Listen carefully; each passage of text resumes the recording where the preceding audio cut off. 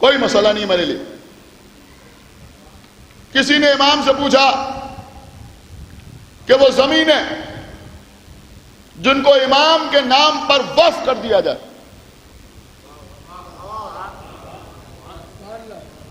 کیا انہیں بیچا جا سکتا ہے؟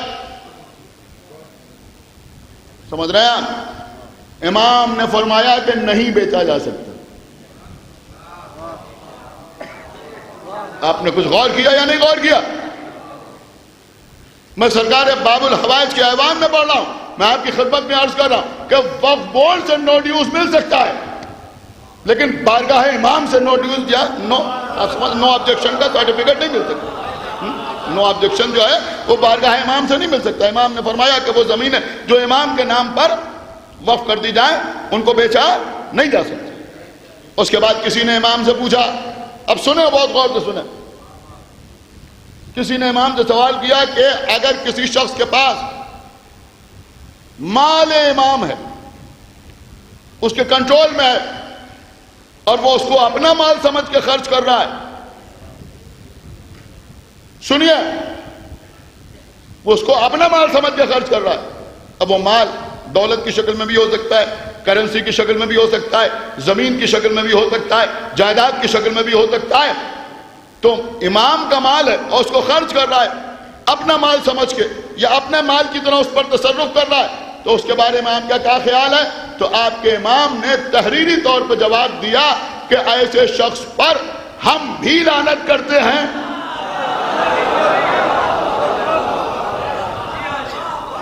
کیونکہ کسی کو برا نہ لگے، ہم بھی لعنت کرتے ہیں، ہمارے آباء و اجداد بھی لعنت کرتے ہیں، اور روز قیامت تمام انبیاء بھی لعنت کریں گے.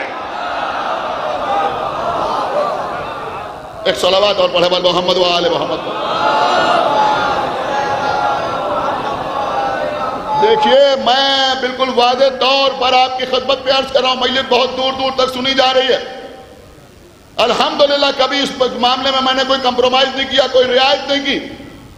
کوئی یہ نہ سمجھے کہ امام کی اس حدیث کی زد میں خالی متولی آتے ہیں.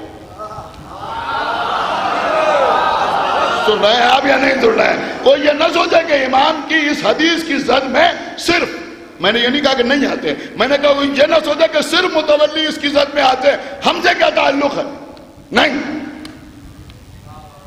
اگر وقف کی دکان یا وقف کا مکان یا وقف کی زمین 100 روپے مہینہ میں لیے ہوئے ہیں اور 5000 روپے مہینہ میں دوسرے کو دیے ہوئے ہیں، تب بھی امام کی لعنت کیا بتائے گا؟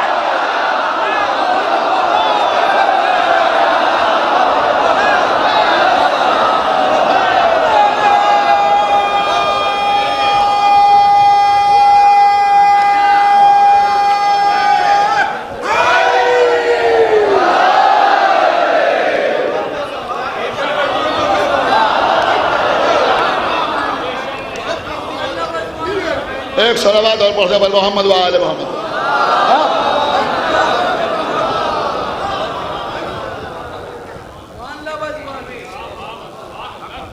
وقف کے معاملے میں متولی کو کہنا تو بہت آسان ہے. غور کر رہے ہیں آپ؟ ذرا اپنا تجزیہ بھی کیجئے. فرش اعلیٰ پہ آئے، مجلس امام حسین میں آئے، مجلس امام حسین میں آئے، ہر رکن کے سلسلے میں، اس میں مرجع کیا کہہ رہے ہیں، اس میں آقا سیستانی کیا فرمانا ہے، اس سلسلے میں عالم دورہ کیا کہہ رہے ہیں، یہ جو مسجد کے نیچے تمہاری دکان ہے اس کا کرایہ کتنا دو، اس سلسلے میں آقا سیستانی کیا کہہ رہے ہیں.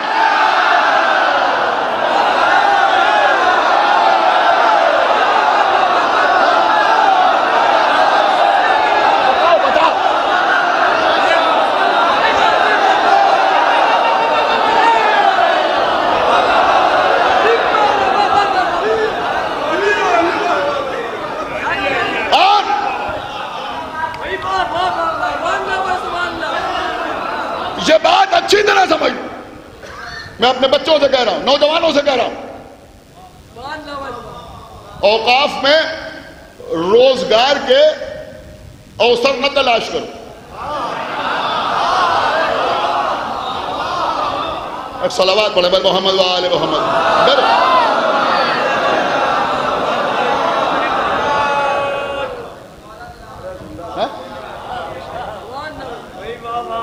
میں یہ یوں ہی تھوڑی کہہ رہا ہوں. اگر کسی وقت میں کوئی متولی گڑبڑ کر رہا ہے تو تمہاری ہمت اس لیے نہیں ہوتی کہ تم اس کے مقابلے پہ آؤ کہ تم 10 روپے مہینہ کرایہ دیتے ہو اور وہ بھی نہیں دیتے.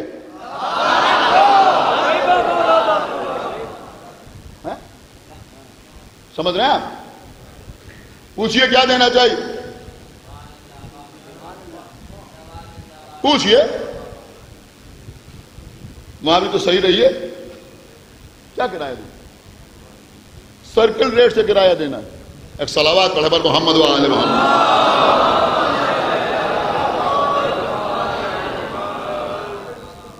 میری بات سمجھیے. بڑے بڑے لوگ میں نے دیکھا ہے, میرے دل پہ لگتی ہے, اس لیے میں آپ کی خدمت میں عرض کر رہا ہوں. بڑے بڑے لوگ ہم نے بھی دیکھا ہے, کچھ باتیں بڑی اچھی لگتی ہیں, سننے میں بڑی اچھی لگتی ہیں. اس امام باڑے کی اتنی زمین ہے اور اس کربلا کی اتنی زمین ہے, یہاں مومنین کو آباد کر دیا جائے. ارے تمہارا 2000 اسکوائر فٹ کا مکان ہے, پہلے 500 اسکوائر فٹ پر کسی غریب کو آباد کرا.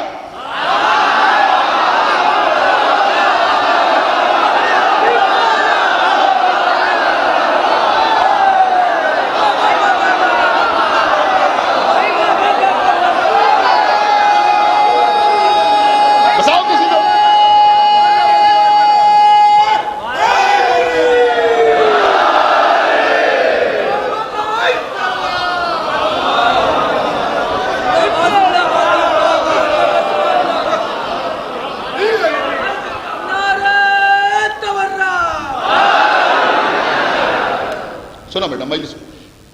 تو یہ طریقہ جو ہے اس سے بچنے کی ضرورت. بہت غور سے سنو میری بات. میں یوں ہی نہیں کہہ رہا ہوں. اگر یہ بچے سدھر گئے تو اس کا رزلٹ آج سے 10 سال بعد دیکھنے کو ملے گا. اب جن کے پیٹ میں حرام بھرا ہوا ہے,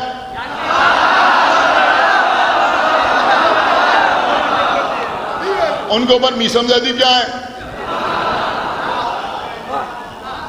آقا حسین فرمانا تم پر میری بات کا اثر نہیں ہوگا.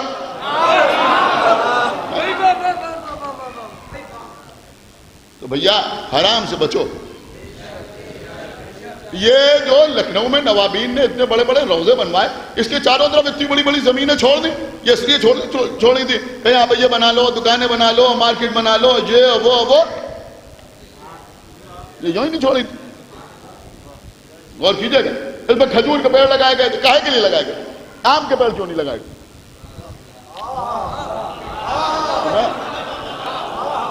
بتائیے مجھے, آپ جو میں کہہ رہا ہوں, آم کے پیڑ کیوں نہیں لگائے؟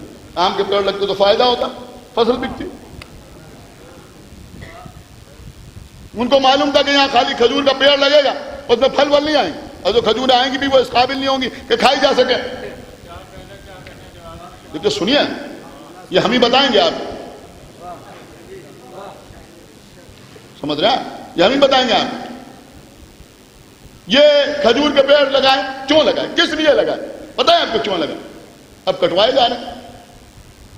اس لیے یہ کھجور کے پیڑ لگائے گئے تھے کہ یہ امام حسین کا روضہ بنایا ہے. یہاں کھجور کے پیڑ اس لیے لگائے گئے کہ یہ ہندوستان ہے.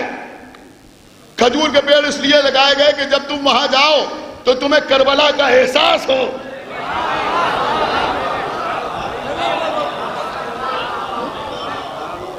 اور میں اس بات کی مخالفت میں یوں ہی نہیں کر رہا ہوں. مجھے ہمدردی سب سے, قبلہ مجھے معاف فرمائیے گا, معلوم ہو کسی کربلا میں باؤنڈری کے نام پر دکانیں بن رہی ہیں اور اس وقت سب مومنین کو دی جا رہی ہیں. مومنین لے رہے ہیں. کیوں کہ 10 لاکھ روپے کی پگڑی کے بجائے 1.5 لاکھ روپے کی پگڑی دے کر مومنین نے اپنے ایمان کے نام پر دکان لے لی, اور اس کے بعد جب نہیں چلی تو 20 لاکھ کی کسی غیر کے ہاتھ بھیج دی. ایک صلوات پڑھے بر محمد و آل محمد. اور میرے خیال میں سمجھدار لوگ میری بات کی تائید کریں گے کہ وہ ساری بارگاہیں اور وہ ساری مساجد بہت زیادہ مینٹین ہیں اور وہاں کوئی جھگڑا نہیں ہے جہاں 1 روپے کی آمدنی نہیں ہے. آپ نے غور ہی نہیں کیا میں کیا عرض کر گیا. اس لیے کہ ایسی بارگاہوں میں جو قریب آتا ہے وہ کچھ خرچ کرنے کے لیے آتا ہے, کچھ کمانے کے لیے نہیں آتا.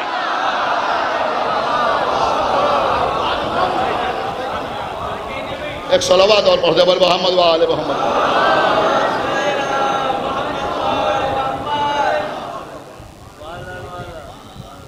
تو بھیا محنت کرو, کوشش کرو, بارگاہوں میں آؤ, بوسہ دینے کے لیے آؤ, دعا کرنے کے لیے آؤ, اس کا تحفظ کرنے کے لیے آؤ, اس کی زمین پر نگاہ بد ڈالنے کے لیے نہ آؤ. بچو. اور یہ بھی سمجھ لو کہ بظاہر تم کچھ بھی بن جاؤ, کتنا ہی بڑا مکان کیوں نہ بنا لو, کتنی ہی بڑی گاڑی سے کیوں نہ گھوم لو, لیکن تم پر ہم لعنت نہیں کر رہے ہیں, امام لعنت کر رہے ہیں. سن رہے ہیں آپ؟ اور امام کی لعنت آخرت میں بھی رسوا کرتی ہے, دنیا میں بھی رسوا کرتی ہے. بس مجھے جو کہنا تھا وہ میں نے کہہ دیا.